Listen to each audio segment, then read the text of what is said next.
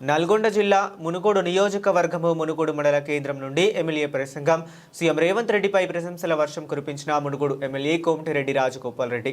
మునుగోడులో 200 కోట్లతో young India integrated school శంకుస్థాపనలో మాట్లాడిన ఎమ్మెల్యే రాజగోపాల్ రెడ్డి, గత ప్రభుత్వం గొర్రెలు, బర్రెలు, చేపలు ఇస్తే కాంగ్రెస్ ప్రభుత్వం 1000 కోట్లతో రెసిడెన్షియల్ స్కూల్స్ కట్టిస్తున్న సీఎం రేవంత్ కు ధన్యవాదాలు తెలిపారు.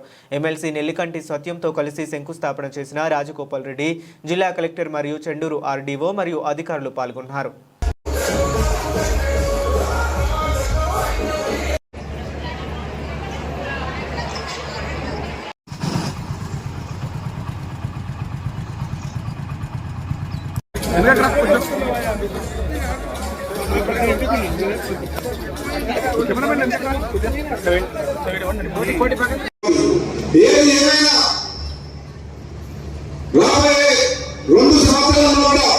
కంప్లీట్ చేసుకొని ఇక్కడ 2500 మంది స్టూడెంట్స్ రెసిడెన్షియల్ స్కూల్లో ఉంటారు.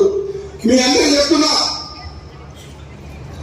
తెలంగాణ రాష్ట్రంలో గత ప్రభుత్వం ప్రాజెక్టుల పేరు మీద లక్షల కోట్ల రూపాయలు అప్పులు చేసి అది సీమాంధ్ర కాంట్రాక్టర్లకు లాభమైంది, కానీ తెలంగాణ రైతులకు లాభం కాలేదు.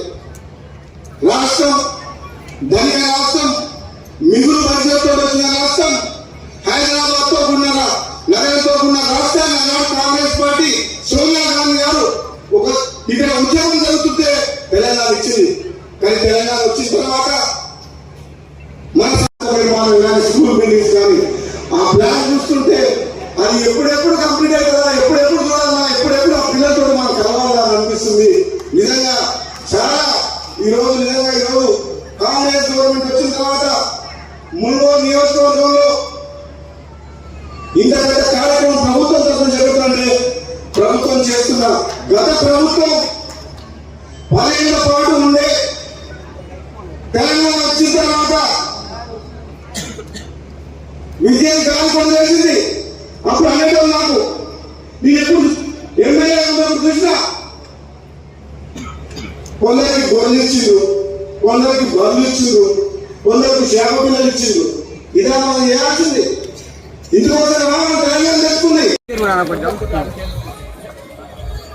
కొంచెం బ్యాక్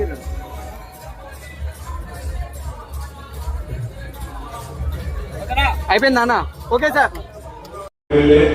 మిత్రులు రాజగోపాల్ రెడ్డి గారికి, కలెక్టర్ గారికి, ఇతర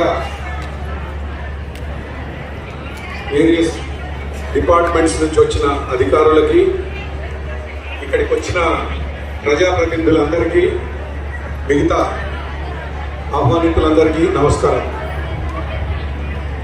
మీకు ఈ యంగ్ ఇండియా గతంలో ఎన్నో రెసిడెన్షియల్ స్కూల్స్ ప్రభుత్వం శాంక్షన్ చేశాయి, కానీ వాటికి స్వంత భవనాలు చాలా వాటికి లేవు.